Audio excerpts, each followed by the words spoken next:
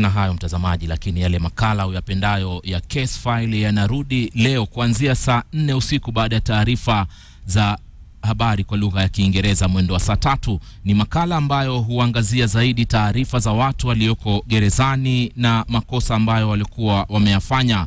Basi usikose kutazama makala hayo ambayo sasa yatakuwa yakija kila siku ya Jumatatu. Haya hapa ni kionjo tu cha makala ya leo.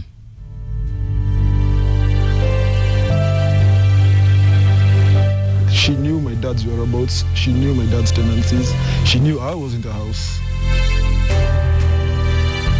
Sina reason yote tungekosana marehemu, na hata hatujai kosana, singekuwa na intention yote ya kumuua.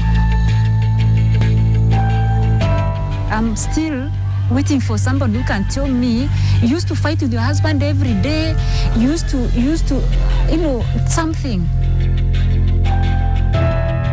Kuna mzee hapo vijana mwingine alikuwa ametumia hiyo gari. Hata yeye mwenyewe kukuja athibitishe kuwa alitumia gari ama hakutumia. My husband's watch was completely tattered, meaning there was a fight.